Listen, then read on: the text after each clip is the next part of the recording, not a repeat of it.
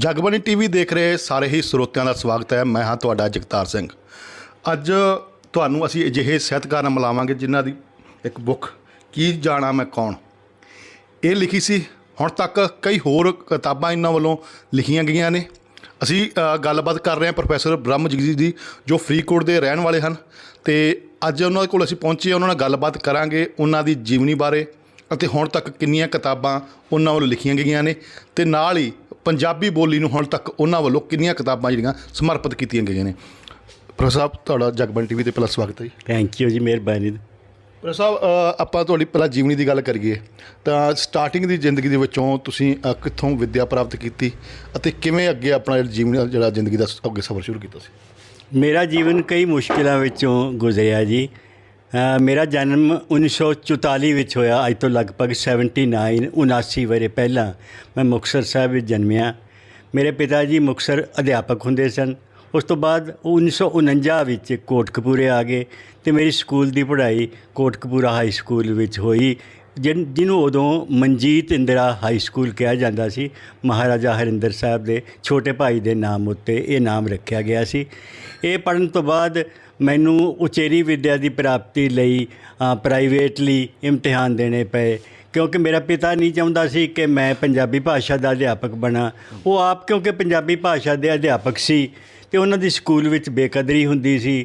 ਉਹਨਾਂ ਕੋਲ ਹਮੇਸ਼ਾ ਸਰਮਾਏ ਦੀ ਘਾਟ ਰਹਿੰਦੀ ਸੀ। ਉਹ ਚਾਹੁੰਦੇ ਸੀ ਵੀ ਮੇਰਾ ਬੇਟਾ ਜਾਂ ਡਾਕਟਰ ਬਣੇ ਜਾਂ ਇੰਜੀਨੀਅਰ ਬਣੇ, ਤਾਂ ਜੋ ਘਰ ਵਿੱਚ ਪੈਸਾ ਆਵੇ ਅਤੇ ਗਰੀਬੀ ਕੱਟੀ ਜਾਵੇ। ਇਸ ਲਈ ਮੈਨੂੰ ਸਾਰੀ ਪੜ੍ਹਾਈ ਪ੍ਰਾਈਵੇਟਲੀ ਕਰਨੀ ਪਈ। BA ਵੀ ਮੈਂ ਪ੍ਰਾਈਵੇਟ ਵਿਦਿਆਰਥੀ ਦੇ ਤੌਰ 'ਤੇ ਕੀਤੀ। MA ਵਿੱਚ ਮੈਂ ਫਸਟ ਆ ਗਿਆ ਯੂਨੀਵਰਸਿਟੀ ਵਿੱਚੋਂ। ਫਿਰ ਮੇਰਾ ਹੋਰ ਕਿਸੇ MA ਕਰਨ ਨੂੰ ਦਿਲ ਨਾ ਕੀਤਾ। ਮੇਰੀ ਪ੍ਰਸਿੱਧੀ ਵੀ ਉਹਨਾਂ ਦਿਨਾਂ ਵਿੱਚ ਕਾਫੀ ਹੋ ਗਈ ਇੱਕ ਵਿਦਵਾਨ ਦੇ ਤੌਰ 'ਤੇ।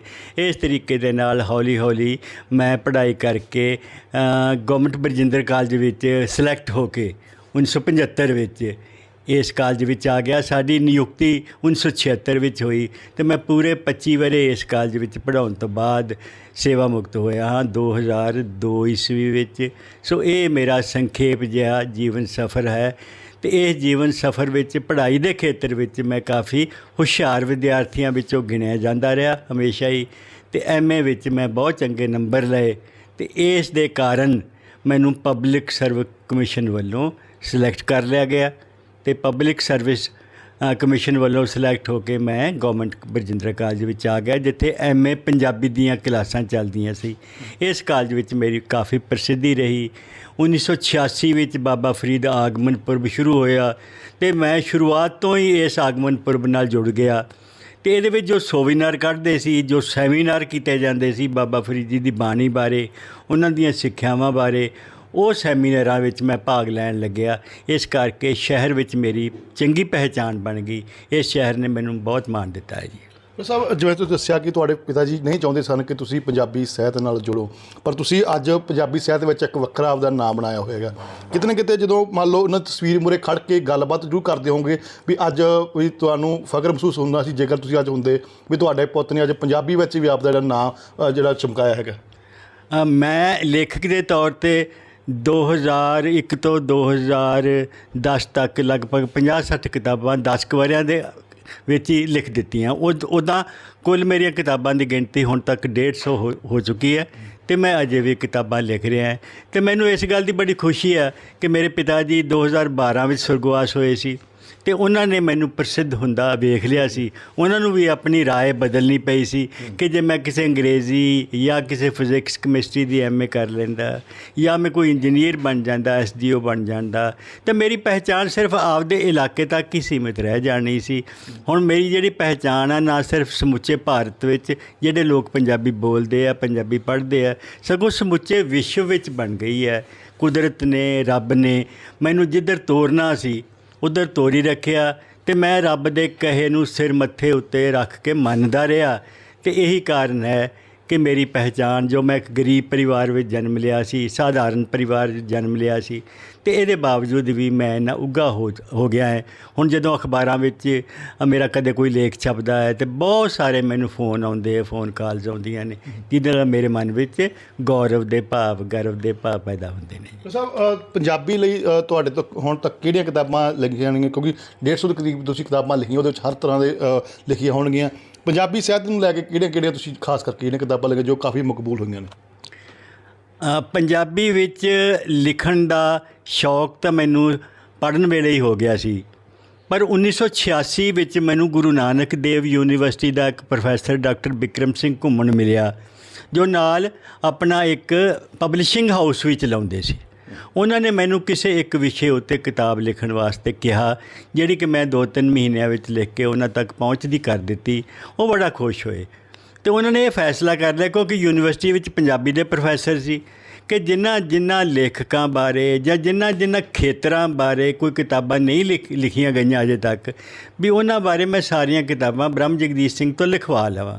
ਪੰਜਾਬੀ ਸਾਹਿਤ ਦਾ ਇਤਿਹਾਸ ਜਿਵੇਂ ਹੈ, ਇਹ ਸੀਗਾ ਤਾਂ ਸੀ, ਪਰ ਬੜਾ ਪੁਰਾਣਾ ਲਿਖਿਆ ਸੀ 1960 ਦੇ ਆਸ-ਪਾਸ, ਅਤੇ ਉਹਦੇ ਵਿੱਚ ਨਵੇਂ ਲੇਖਕਾਂ ਨੂੰ ਕੋਈ ਥਾਂ ਨਹੀਂ ਸੀ ਮਿਲਿਆ। ਉਹਨਾਂ ਨੇ ਮੈਥੋਂ ਇਹ ਕਿਤਾਬ ਲਿਖਾਈ। ਇਹਦੇ ਵਿੱਚ 2010 ਈਸਵੀ ਤੱਕ ਦੇ ਪੰਜਾਬੀ ਲੇਖਕਾਂ ਦਾ ਵਰਣਨ ਹੈ, ਉਹਨਾਂ ਦੀਆਂ ਕਿਤਾਬਾਂ ਦਾ ਵਰਣਨ ਹੈ, ਉਹ ਕਿਹੋ ਜਿਹਾ ਅਤੇ ਕਿਵੇਂ ਲਿਖਦੇ ਸੀ, ਇਹਨਾਂ ਗੱਲਾਂ ਦਾ ਵਰਣਨ ਹੈ। ਇਸੇ ਪ੍ਰਕਾਰ ਪੰਜਾਬੀ ਭਾਸ਼ਾ ਅਤੇ ਗੁਰਮੁਖੀ ਲਿਪੀ ਬਾਰੇ ਵੀ ਉਹਨਾਂ ਨੇ ਮੈਥੋਂ ਇਹ ਕਿਤਾਬ ਲਿਖਾਈ।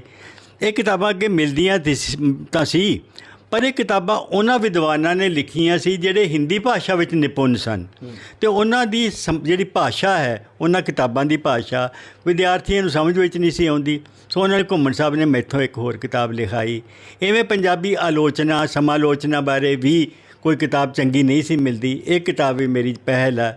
ਗੁਰੂ ਗ੍ਰੰਥ ਸਾਹਿਬ ਵਿੱਚ ਜਿੰਨੇ ਸੰਕਲਪ ਆਏ ਨੇ ਵੀ ਸੇਵਕ ਕੌਣ ਹੁੰਦਾ ਹੈ, ਗੁਰਮੁਖ ਕੌਣ ਹੁੰਦਾ ਹੈ, ਅਰਦਾਸ ਕੀ ਹੁੰਦੀ ਹੈ, ਸਿਮਰਨ ਕੀ ਹੈ, ਨਾਮ ਕੀ ਹੈ, ਰੱਬ ਕੀ ਹੈ, ਇਹ ਸਾਰੀਆਂ ਜਿਹੜੀਆਂ ਗੱਲਾਂ, ਇਹ ਸਾਰੀਆਂ ਜਿਹੜੇ ਹੈਗੀਆਂ ਇੰਦਰਾਜ, ਇਹ ਇਸ ਕਿਤਾਬ ਵਿੱਚ ਮਿਲਦੇ ਨੇ। ਮੈਂ ਹਰ ਉਸ ਸੰਕਲਪ ਬਾਰੇ ਜਿਹੜਾ ਗੁਰਮਤਿ ਵਿੱਚ ਬਹੁਤ ਆਉਂਦਾ ਹੈ, ਉਸ ਸੰਕਲਪ ਬਾਰੇ ਇਸ ਕਿਤਾਬ ਵਿੱਚ 200 ਤੋਂ ਵੱਧ ਐਂਟਰੀਆਂ ਹੈਗੀਆਂ ਨੇ, ਅਤੇ ਜਿਹੜੀਆਂ ਸਾਰੀਆਂ 3 ਤੋਂ 4 ਪੰਨਿਆਂ ਦੇ ਵਿਚਕਾਰ ਲਿਖੀਆਂ ਗਈਆਂ ਨੇ।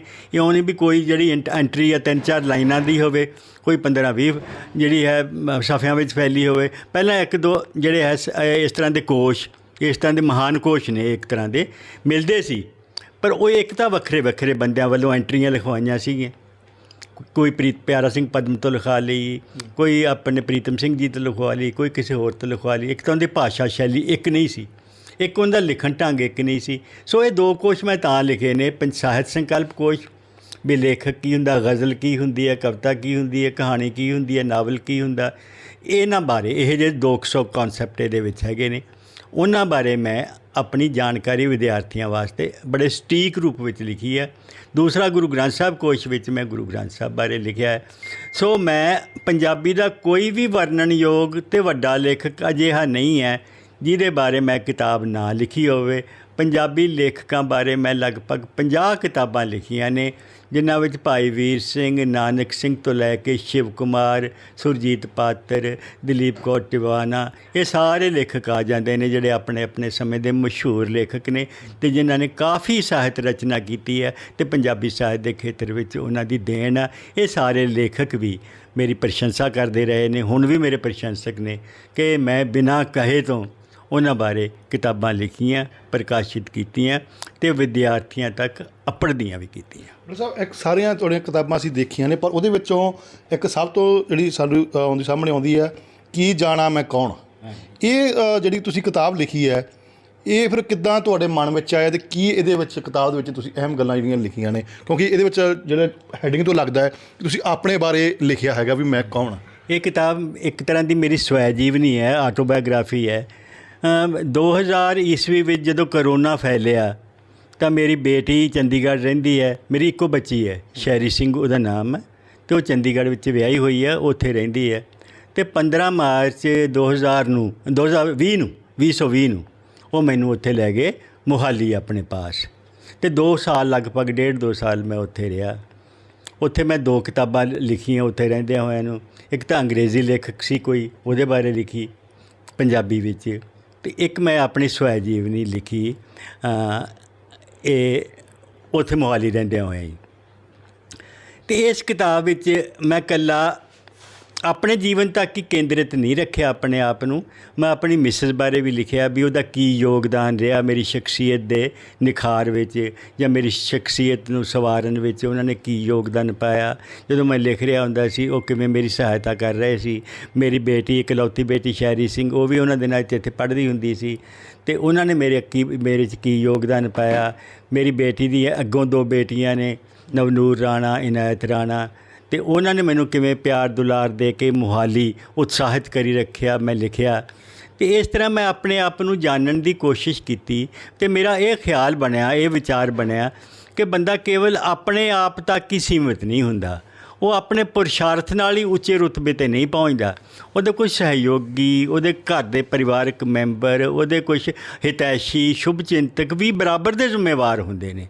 ਅਤੇ ਮੇਰੀ ਮਿਸਿਸ ਨੇ, ਕਿਉਂਕਿ ਮੇਰੀ ਬੜੀ ਸੇਵਾ ਕੀਤੀ ਸੀ ਇੱਥੇ ਰਹਿੰਦਿਆਂ ਹੋਇਆਂ ਵੀ, ਉਹ ਵੀ ਪ੍ਰੋਫੈਸਰ ਜੀ ਬਰਜਿੰਦਰਾ ਕਾਲਜ ਵਿੱਚ ਪੰਜਾਬੀ ਦੇ ਹੀ, ਅਤੇ ਉਹਨਾਂ ਨੇ ਮੇਰਾ ਬੜਾ ਖਿਆਲ ਰੱਖਿਆ ਉੱਥੇ। ਅਤੇ ਉਹਨਾਂ ਦੀ ਸੇਵਾ ਦਾ, ਉਹਨਾਂ ਦੇ ਪਿਆਰ ਦਾ ਰਿਣ ਉਤਾਰਨ ਵਾਸਤੇ ਹੀ ਮੈਂ ਇਸ ਪੋਥੀ ਦੀ ਰਚਨਾ ਕੀਤੀ। ਇਹ ਪੋਥੀ ਮੈਂ ਆਪਣੀ ਮਿਸਿਸ ਰਾਜਬੀਰ ਕੌਰ, ਪ੍ਰੋਫੈਸਰ ਰਾਜਬੀਰ ਕੌਰ ਨੂੰ ਸਮਰਪਿਤ ਕੀਤੀ। ਪਰ ਦੁੱਖ ਦੀ ਗੱਲ ਇਹ ਆ ਕਿ ਇਸ ਕਿਤਾਬ ਦੇ ਛਪਣ ਤੋਂ 3-4 ਮਹੀਨੇ ਬਾਅਦ ਇਹ ਕਿਤਾਬ ਮਈ 2022 ਵਿੱਚ ਛਪ ਕੇ ਆ ਗਈ ਸੀ, ਅਤੇ 5 ਸਤੰਬਰ 2022 ਨੂੰ ਟੀਚਰਸ ਡੇ ਵਾਲੇ ਦਿਨ ਉਹ ਮੈਨੂੰ ਸਦੀਵੀ ਵਿਛੋੜਾ ਦੇ ਗਏ। ਇਹ ਕਿਤਾਬ ਸੋ ਮੇਰੀ ਉਹਨਾਂ ਨੂੰ ਸਮਰਪਿਤ ਹੈ। ਮੈਨੂੰ ਇਸ ਕਿਤਾਬ 'ਤੇ ਬੜਾ ਮਾਣ ਆ ਕਿ ਇਸ ਕਿਤਾਬ ਵਿੱਚ ਮੈਂ ਸਾਰੇ ਪਰਿਵਾਰ ਨੂੰ ਨਾਲ ਰੱਖਿਆ। ਇਸ ਕਿਤਾਬ ਦੇ ਪਿਛਲੇ ਟਾਈਟਲ ਉੱਤੇ ਮੇਰੇ ਸਾਰੇ ਪਰਿਵਾਰ ਦੀ ਤਸਵੀਰ ਵੀ ਛਪੀ ਹੈ, ਮੇਰੀ ਪਤਨੀ ਦੀ, ਮੇਰੀ ਬੇਟੀ ਦੀ, ਮੇਰੇ ਦੋਹਤੀਆਂ ਦੀ, ਅਤੇ ਮੇਰੇ ਜਵਾਈ ਰਾਜਾ ਵਰਿੰਦਰ ਸਿੰਘ ਰਾਣਾ ਦੀ। ਇਹ ਅਸੀਂ ਇੱਦਾਂ 6 ਸਤੰਭ ਹਾਂ ਆਪਣੇ ਪਰਿਵਾਰ ਦੇ, ਜਿਹਨੂੰ ਮੈਂ ਬ੍ਰਹਮ ਪਰਿਵਾਰ ਕਹਿੰਦਾ। ਅਤੇ ਇੱਕ ਸਤੰਭ ਜਾਂ ਸਥੰਮੇ ਆ ਜਿਨ੍ਹਾਂ ਦੇ ਨਾਲ ਮੇਰੀ ਜਿਹੜੀ ਸ਼ਖਸੀਅਤ ਹੈ ਉਹ ਵਿਗਸੀ ਹੈ, ਮੌਲੀ ਹੈ, ਪ੍ਰਫੁੱਲਿਤ ਹੋਈ ਹੈ। ਡਾਕਟਰ ਸਾਹਿਬ, ਇੱਕ ਆਪਾਂ ਲਾਸਟ ਇੱਕ ਸਵਾਲ ਕਰਦੇ ਉਹਨੂੰ, ਤੁਸੀਂ ਪੰਜਾਬੀ ਵਿੱਚ ਕਾਫੀ ਨਾਮਣਾ ਖੱਟਿਆ, ਪਰ ਤੁਹਾਡੇ ਨਾਲ ਇੱਕ ਗੱਲ ਹੋਰ ਜੁੜੀ ਹੋਈ ਆ ਕਿ ਤੁਹਾਡੇ ਜਿਹੜੇ ਪੱਗ ਜਿਹੜੇ ਬੰਨ੍ਹਣ ਦਾ ਸਟਾਈਲ ਸੀ, ਉਹ ਮਤਲਬ ਫਰੀਦਕੋਟ ਦੇ ਵਿੱਚ ਵੀ ਤੁਸੀਂ ਸ਼ੁਰੂ ਕੀਤਾ ਸੀ ਜਿਹੀ ਪੱਗ ਬੰਨ੍ਹਣ ਦਾ, ਉਹ ਕੀ ਥੋੜ੍ਹਾ ਆਪ ਦੱਸੋਗੇ ਕੀ ਕਿੱਸਾ ਸੀ ਉਹ? ਹਾਂਜੀ, ਗੱਲ ਇਹ ਆ ਕਿ ਮੈਨੂੰ ਬਚਪਨ ਤੋਂ ਹੀ ਮੇਰਾ ਪਰਿਵਾਰ ਰੁਲਿਆ ਖੁਲਿਆ ਜਿਹਾ ਪਰਿਵਾਰ ਸੀ, ਗਰੀਬ ਹੋਣ ਕਰਕੇ, ਨਿਰਧਨ ਹੋਣ ਕਰਕੇ। ਪਰ ਮੇਰੇ ਬਚਪਨ ਵਿੱਚ ਹੀ ਮੇਰੇ 'ਚ ਪਤਾ ਨਹੀਂ ਕਿਵੇਂ ਇਹ ਲਗਨ ਪੈਦਾ ਹੋ ਗਈ ਕਿ ਮੈਂ ਡਿਫਰੈਂਟ ਲੱਗਾ, ਮੈਨੂੰ ਲੋਕ ਦੇਖਣ, ਮੈਨੂੰ ਲੋਕ ਗੌਲਣ, ਪਹਿਚਾਨਣ, ਮੇਰੀ ਇੱਕ ਵੱਖਰੀ ਪਹਿਚਾਣ ਹੋਵੇ। ਇਸ ਲਈ ਮੈਂ ਬਚਪਨ ਵਿੱਚ ਹੀ, ਜਾਂ ਮੈਂ ਆਤਮ ਨਿਰਭਰ 18-20 ਸਾਲ ਦੀ ਉਮਰ 'ਚ ਹੋ ਗਿਆ ਸੀ। ਮੈਟ੍ਰਿਕ ਕਰਨ ਤੋਂ ਬਾਅਦ ਮੈਂ ਛੇਤੀ ਨੌਕਰੀ ਕਰਨ ਲੱਗ ਪਿਆ ਸੀ, ਅਤੇ ਨੌਕਰੀ ਕਰਕੇ ਮੈਂ ਆਪ ਪ੍ਰਾਈਵੇਟਲੀ ਪੜ੍ਹਾਈ ਕੀਤੀ।